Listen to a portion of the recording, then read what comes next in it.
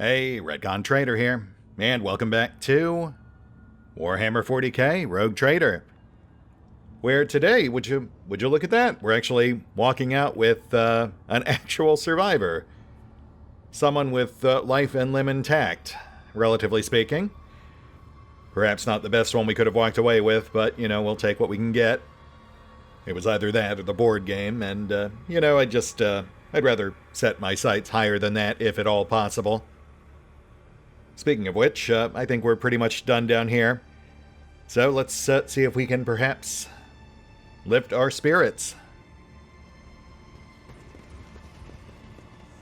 Oh, also, I did check out the one or two observation points we did pass earlier, and it's just general descriptions about how terrible this place is. So nothing really worth going back for. We'll just keep moving forward.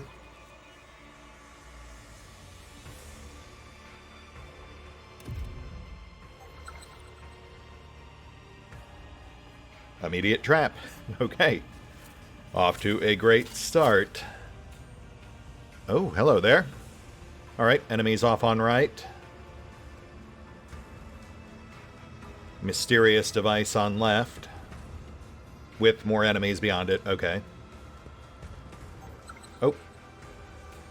Wow. Okay. Yeah, I think we see what's going on here.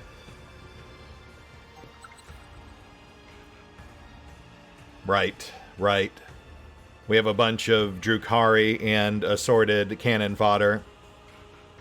They are poised to pincer us, but they're also just kind of casually hanging out to serve as bait.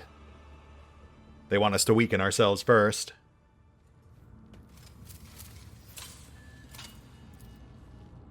In front of you is part of a Xeno device that controls the traps in this deadly place. Neat. Not really seeing much in the way of enemies to be worried about, though. The Hecatrix, maybe. Otherwise, it does really seem like a bunch of expendable cannon fodder. Can we,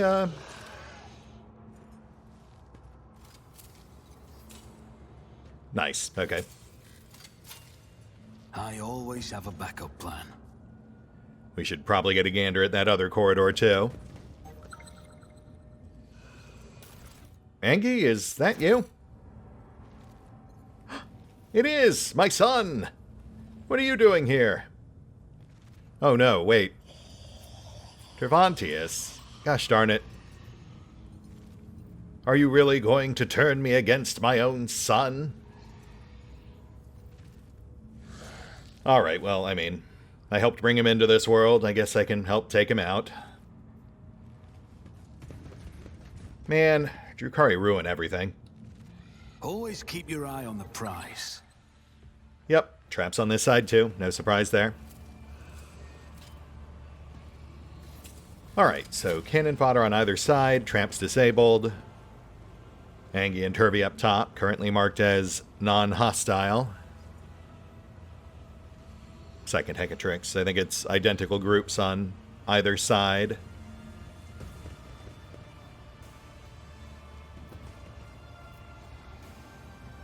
Ulfar, could you perhaps... Mankind has no right to exist. Well, I will fight if I must. got a mite bit too close there, but that's fine. I think we'll live. Which is more than I can say about these poor saps. We'll have Abby hold one side, Ulfar the other. Pask on support. Snipers picking off anyone who's actually dangerous.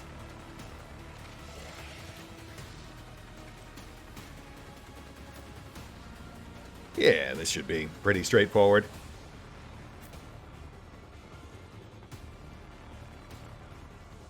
Unless they hit us with some surprise twist, I'm not anticipating any issues here. Though it is possible there are more traps we haven't detected yet. So we'll be mindful.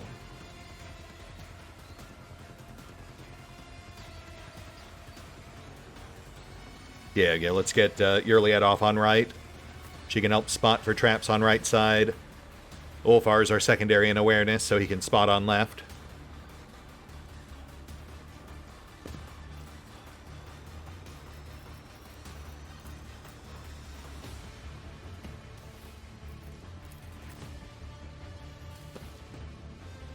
And here we go.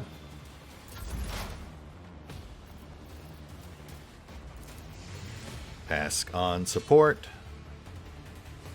It was very nice of them to cluster up like this while waiting in ambush.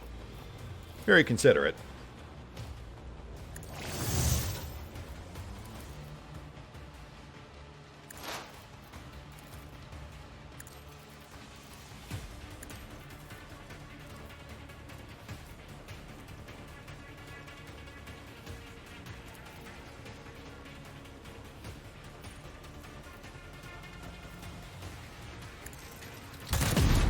Oh, gosh. Yeah, okay, so this is going to be pretty quick, I think.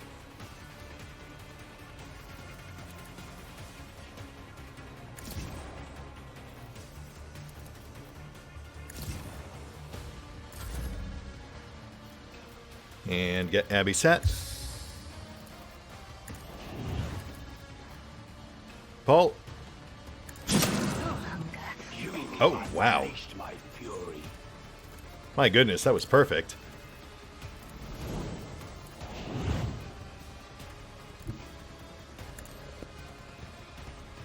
Abby engaged.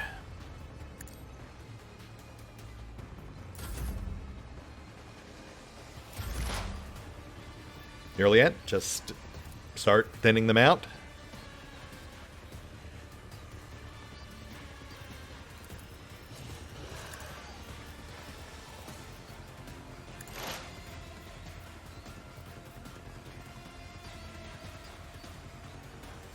Oh, let's grab some AP.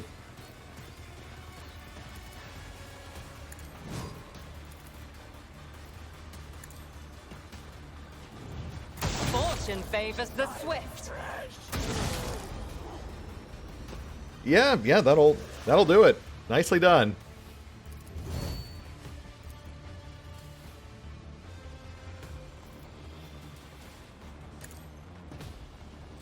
I hear you moving. No more. My goodness.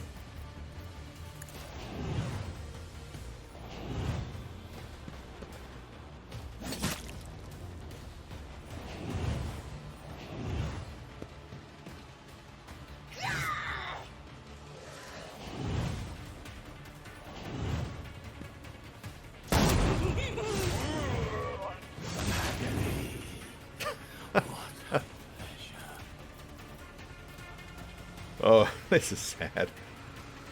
I'd feel bad if it weren't Drukhari. On it.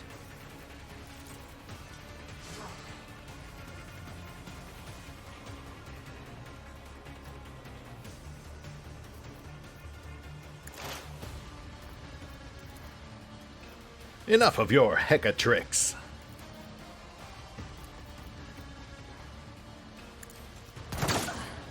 You will pay for this in blood.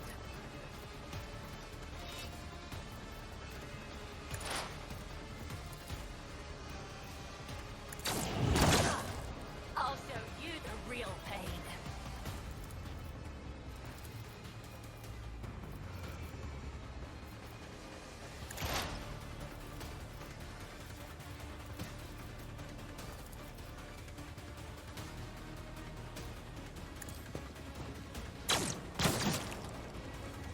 Wow.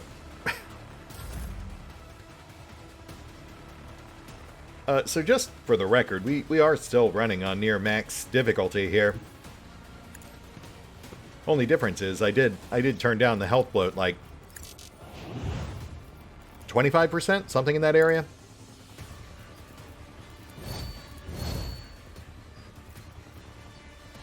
At your beck and call. Though honestly, even if I hadn't, I'm starting to wonder if it would have even really made all that much of a difference. Like, the Hecatrix would have 100 and something extra hit points, but otherwise, the rest of these guys would be going down just as quick. I suppose they really were relying on those traps catching us off guard. Such is life.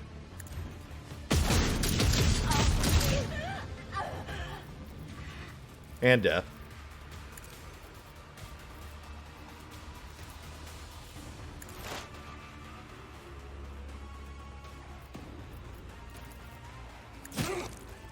You are doomed.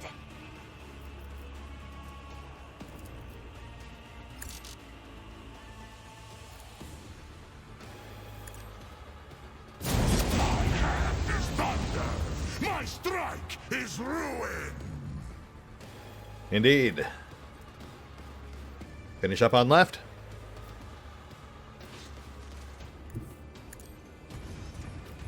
Oh, shit. Skitya. My caramite hide is strong. Okay, well, that wasn't great. Or, oh my goodness. Okay, well, you know what? Maybe I had that coming.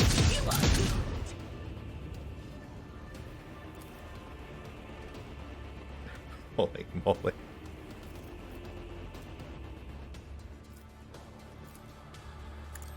I have become the All-Father's one. I won't let her devour. I bring agony. Yeah, see, like, the trap barely actually did any wounds to him. It's the auto-cripple or auto-injure that, that smashed up Ulfar's insides like a bag of chips.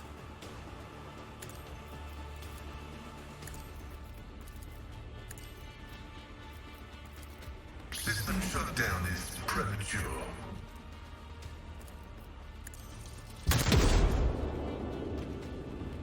Unfortunately, while it does seem like he did actually spot the trap as he was approaching it, he was already mid-move. So whereas under normal circumstances it would have auto-paused before he actually triggered it, Lord Captain. giving us time to react. Since we were mid-combat, it did not, and he blundered right into it. Which, yeah, really did a number on him, mainly due to The swift. the really kind of over-tuning they did on those traps. I am not your Xenos pet.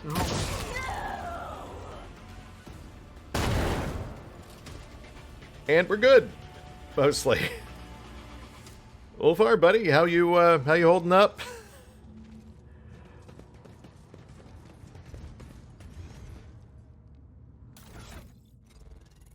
Yeah, let's maybe see if we can kind of staple you back together, perhaps. On the bright side, these things are actually pretty cheap. Not really a significant loss of cargo. 1/10 of a misc. Misc is 50 per stack. Loss of 10 cargo. I can live with that.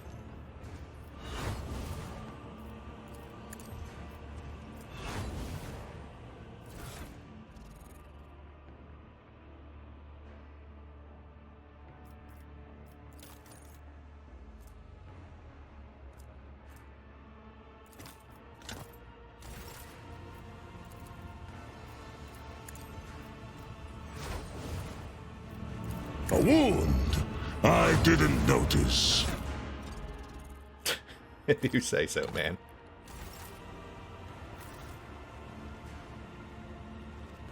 Let's grab our loot, make our approach.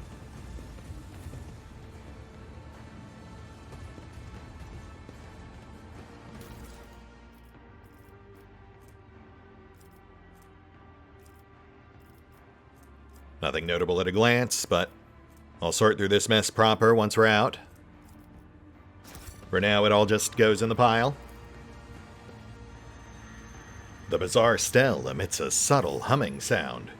As you listen, you feel your head is about to tear apart in unbearable agony, as if the sound is resonating with something in your mind.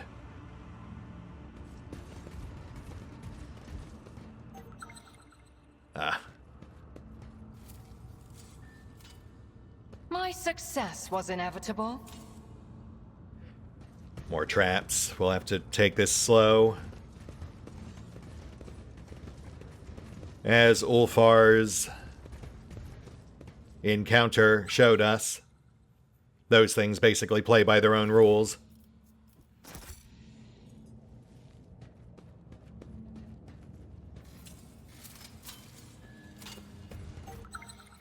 Plus, we do want that XP. Modest though it may be, it all adds up. There are faintly visible field lines on the smooth surface. Probably some sort of power system.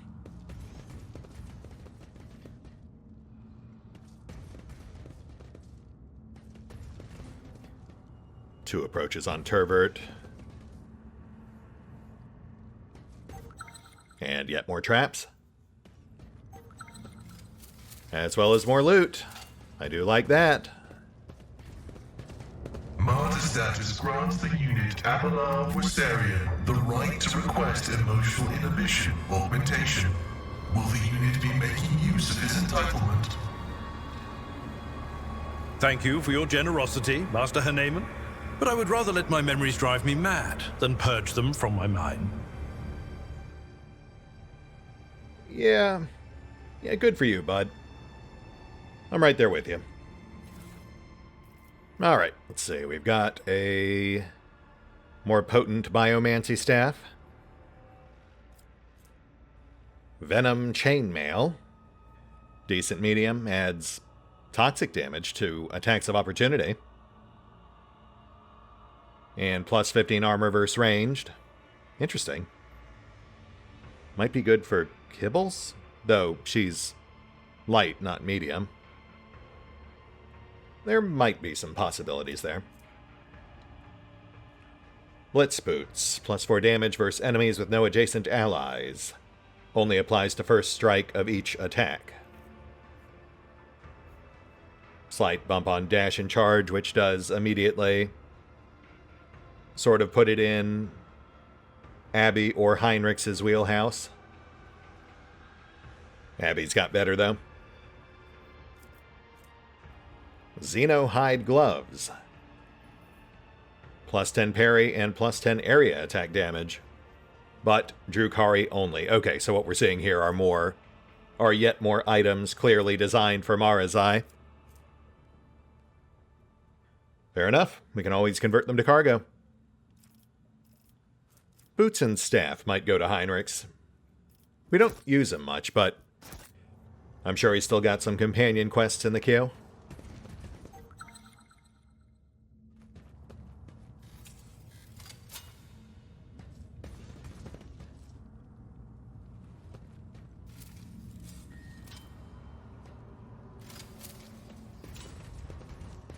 Hunt, brothers. Take heed. Good looking out, bud. Keep your wits about you.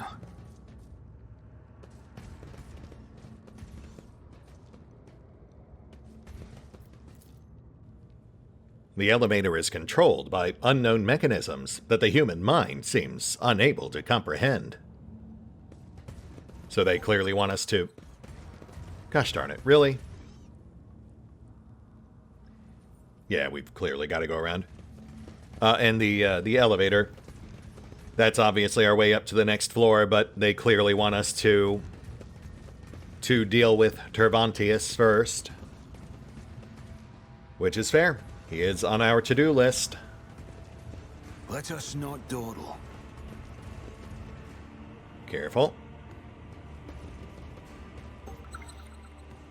And that would be why.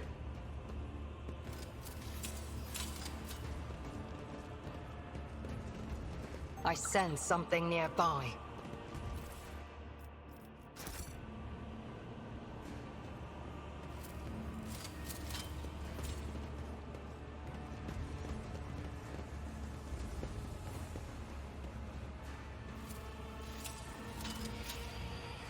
Okay, we're good. Let's see what homunculi in wait.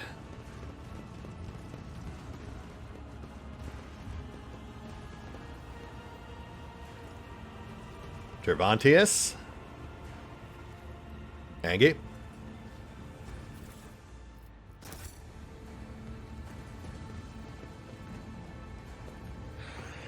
Grr, says the Angie. Well said, Angie. I concur. All right, what's going on? The homunculus looks up from the control panel and gazes at you with disdain from the other side of the impenetrable force screen.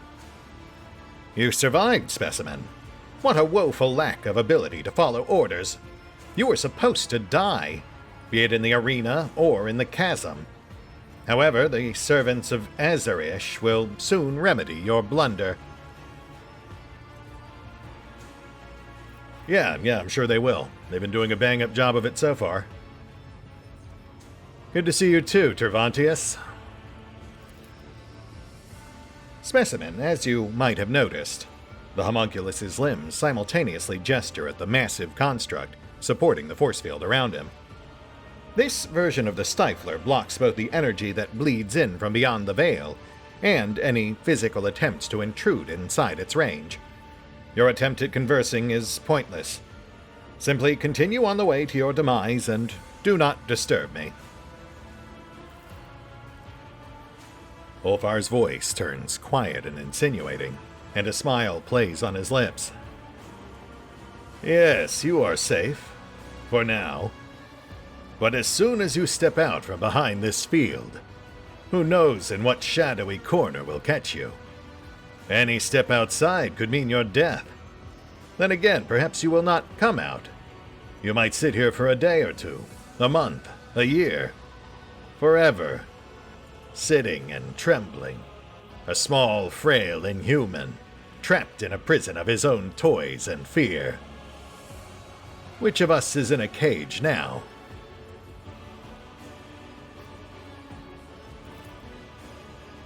Tervantius' face stiffens into a mask of contempt, but his working limbs begin to twitch nervously, and his chest heaves with a mechanical creak, as if he is suddenly running out of air. How strange. Next to this construct, my soul is both naked and swaddled at the same time. The colors around me melt away, and so do my powers. The Stifler is enormous and resembles the devices you have seen before. There is no doubt that its purpose is to suppress warp manifestations. However, you notice a few details that are out of step with the construct's otherwise typical Drukhari design. Several of its parts were made from a material foreign to Camorra and fused into its frame by an unknown force. After carefully examining the device, Pascal says acerbically, "You did not make this, did you? I see more sophisticated structural elements in this mechanism than your mind is ever capable of fathoming. You observed someone do it, then copied their work." Nonsense! Tervantius leaps up, his voice ringing with genuine rage. This is the work of my genius! The initial data was just a resource transformed into a masterpiece by the brilliance of my mind.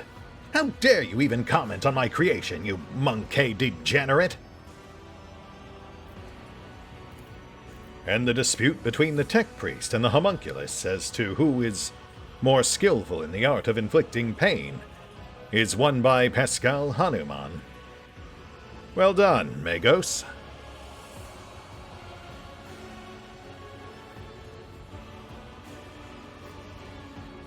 I will admit, Turvy, I've never seen anything quite like it. Designed to hold back the full force of the Veil, correct? So tell me, what if something were to happen to it? Then you will give thousands of souls to Silent Thresh, Elentech. You will wound one enemy to empower another. Once she who thirsts is done feasting on Camorra, she will surely sink her claws into your worlds as well, because nothing can sate her hunger. Sure. The Xenos narrows his eyes at you and hisses. You must be thinking that the moment you do it, Camorra will descend into demonic mayhem, and the valorous rogue trader will have rid the universe of the abominable Drukhari, and finally flee these dark halls. Before all that happens, specimen, the demons that will arrive will rip your flesh to shreds and devour everyone in sight. And while you are busy writhing in agony, I will have enough time to put everything back in order.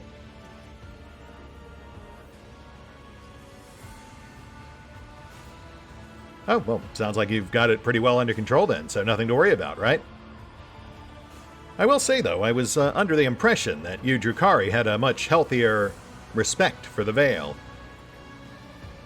And yet here I find you experimenting with it so boldly. The Xenos responds with a self-satisfied chuckle. Fear is the reaction of a weak mind presented with the inconceivable. Even our masters are liable to it. Oh, the pains it took me to convince the Archon to bring the Spirit Warriors into the Dark City, and to then conceal the evidence of the dimensional collapse that had destabilized the Spire. Okay, interesting. And here I was thinking that it was ultimately going to be Archon Euremerus, the leader of the Cabal of the Reaving Tempest, who was behind this whole plot, but apparently it was actually Travantius' idea. He just convinced them to play along. And now they're all essentially paying the price for his hubris. That's right. I alone acted without fear. I delved deeper as a scalpel delves into flesh. I have designed devices that stifle the breath of the unreal. I am creating a weapon that will make the warp itself tremble. And I am using the raging power of suns as sustenance for my weapon. I know no fear, for in my mind there is no inconceivable, only the unconceived. Whoa, hold up a sec. Travantius, did you just imply that you're the one who's behind the suns that have gone missing? Like the one that was stolen right out from under us in the Raikadi sector. Of course. My masterpiece needed an unthinkable amount of energy. And how could I let something as trifling as the unthinkable stand in my way?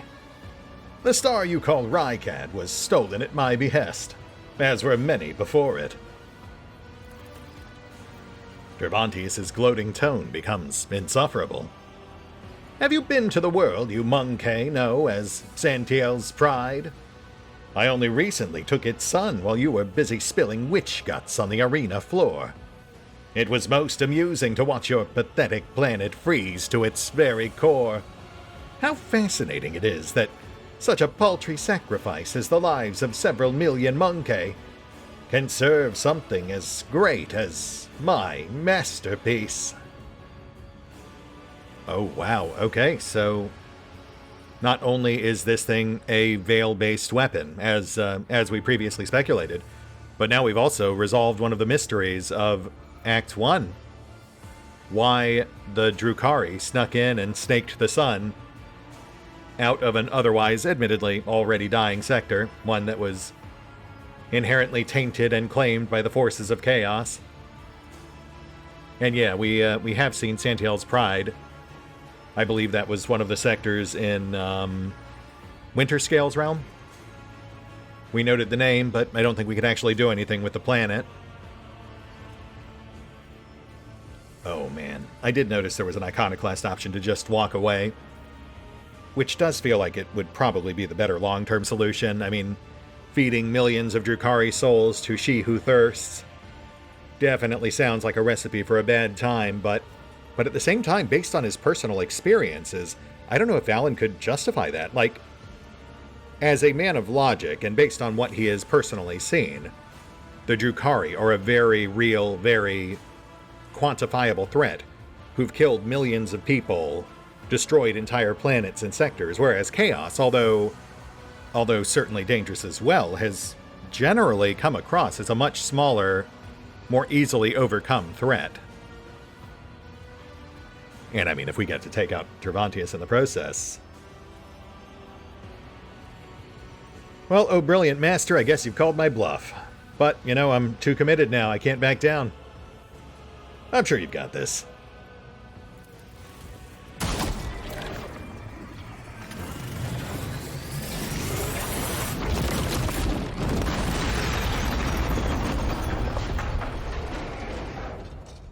Your shot finds its mark.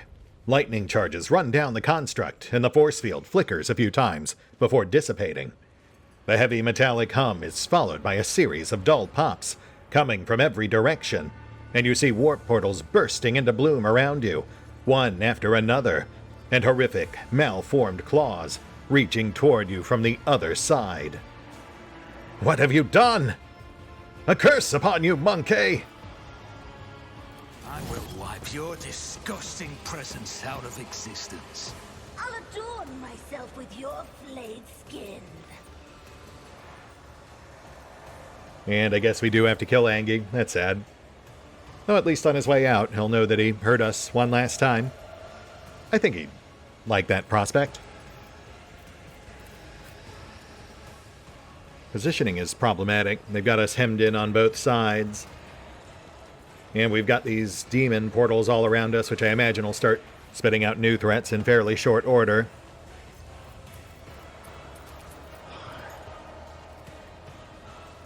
Actually, you know what? That spot looks better. We'll get Ulfar far side. Keep those gunners busy.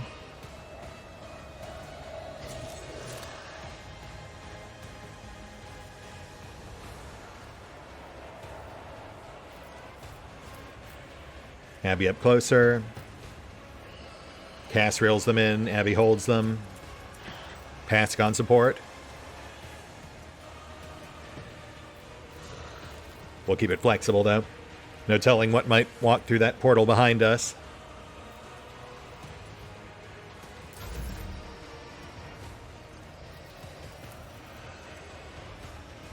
Pull. Skill is lacking. Oh, nice. Almost perfect. Only failed on Cervantes, but I think we can actually still cover the whole group.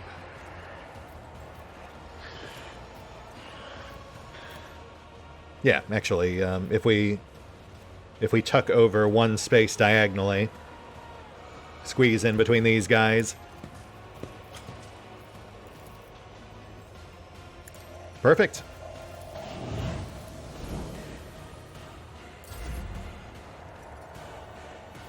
And zones.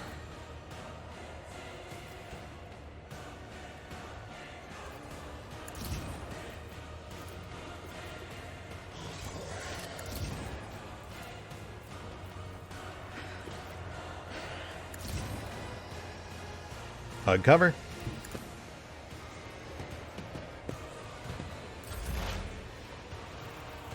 All right, Pask, do your thing. Request approved.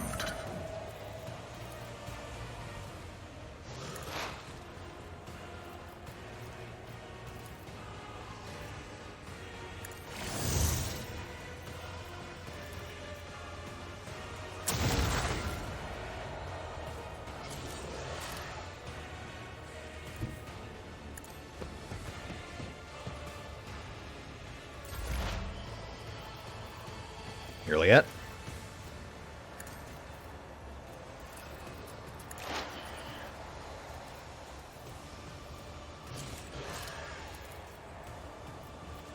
Yeah, these guys are a mite bit chunkier, but they should still go down relatively easy.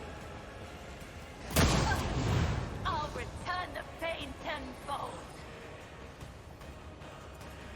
Ultimately, I'm not too worried about the guards. I'm not worried about Angie. It's Cervantes who's our big unknown. That and whatever comes out of the portals. No weakness is hidden from my sight.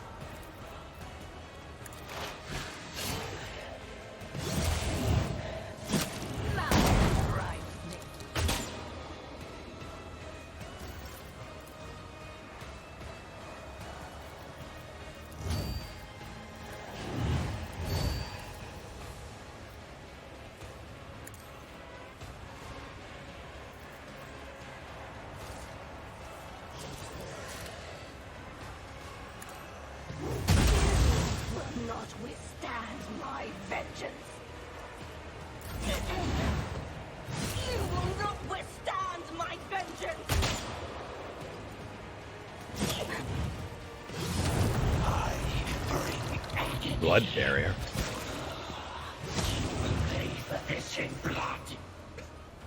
Okay, well, not a lot to worry about there. Ulfar, just keep this guy pinned. You will pay for this in blood.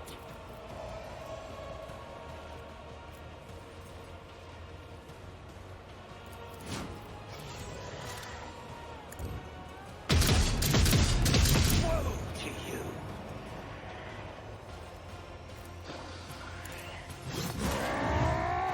Feel the icy bite of death! Nice. Yeah, because he was stuck in base to base, he couldn't use his heavy gun. I was slightly worried he would try to duck out diagonally. But even if he had, Ulfar would have at least gotten a parting swipe.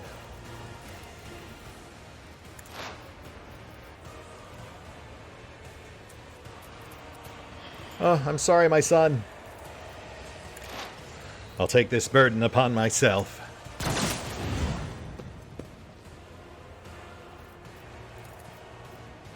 And thus our prospects fall.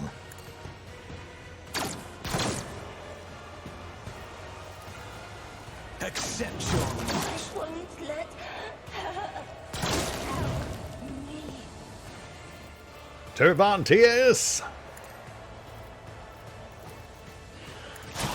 Your last stroke of luck. Seriously, though, Anguish Prospector kind of sucked.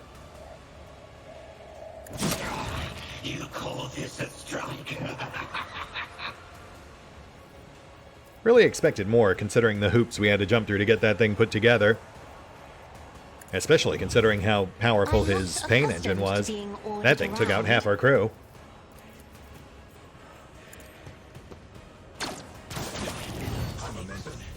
Best defense is a good offense. Man, that follow-up shot is great. Alright, Turvy. Wish I could say it's been a pleasure, but I wouldn't want a homunculi. And thus falls Tervantius. Not with a bang, but with a splorch. Also, did we really kill them so fast that, like, no demons showed up? Or are there just not demons in this fight? Because that... Huh. That really doesn't feel like it played out the way it was supposed to.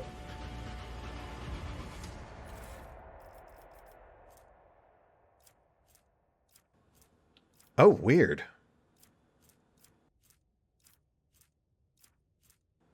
Yeah, aside from this injector, it doesn't seem like Tervantius or Angie dropped anything either. That definitely doesn't feel right.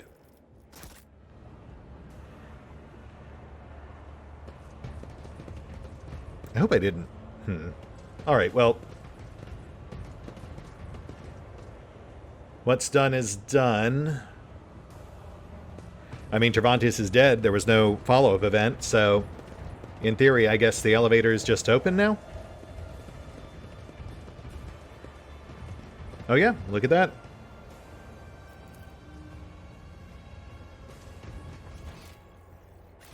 Sure, why not? Let's see what's next. I don't know, though. This feels like I might have accidentally broken something. You'd at least expect to get like a lore object or something further elaborating on exactly what Tervantius was up to, what the purpose of that device was, or what his experiments were all intended to accomplish. We are still seeing portals and obvious signs of warp disturbance. We're just not seeing any actual demons or even Drukhari at this point. So aside from Tervantius, who was apparently the guy behind this whole thing, who else do we still have on our list? Archon Euremerus? Sinisthoria? That guy with the half mask, the one who oversaw the trial. The spires of Camorra pierce the darkness like needles through living flesh. I mean, logically, given that we are in the Spire of the Reaving Tempest, it feels like the only other named character we could reasonably encounter here would be Archon Euremerus. Sinistoria is a member of the Cabal of the Fatal Thirst. The other guy was some other group. Oh, yeah. Yeah, okay. So we are walking right into another boss fight, it looks like. Which I do think means we should call it here. Normally I might push on a little further, but A, we don't know how elaborate this fight or event might be, but also, again, I'm not really sure that fight with Tervantius went the way it was supposed to. It really did feel like there should have been some sort of follow-up to it. That aside, though, still some pretty big reveals there, aside from, of course, Tervantius potentially getting his comeuppance, assuming that is how things were supposed to play out. We did learn that this whole mess was his fault. It was all part of his scheme to make some sort of veil-based weapon, presumably for use against the rivals of the Reaving Tempest, which in turn would certainly explain why Nocturne was sent to investigate and intervene. And we even got an unexpected tie back to one of the biggest mysteries of Act 1. Why the Drukhari were stealing suns. Not to mention, we got an interesting plot hook to take us back into Winterscale space as well. Presumably, we now have reason to revisit Santiel's Pride.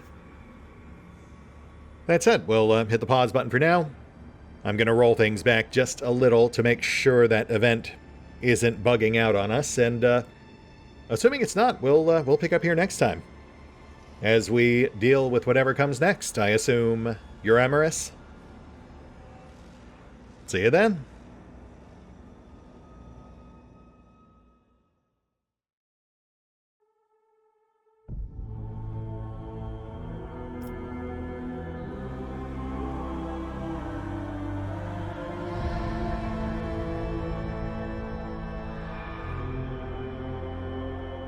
Oh, and special thanks to the Raiders, the fine folks who help make these videos possible, including but not limited to Eerie V23, Revenant, Alois, Dragon Matrix 7, Drakiith, EgonAlter, Exsellsior, Gottlieb, James Trimmier, Kazorm, Lady Shayna, Mark Giemza, Nathan Welch Jr., OverlordPherom, RandomPassrby, RobbyB, Tomasz Piątkowski, Triphoppenskip, and Valinrook. Thanks for your support, guys. That said, if you'd also like to help support the channel, then feel free to push the buttons that do the things. Trust me, it does make a difference. Or you can even check out the PayPal, the Patreon, the Nexus GG, or the YouTube memberships. Links are in the description. I didn't notice.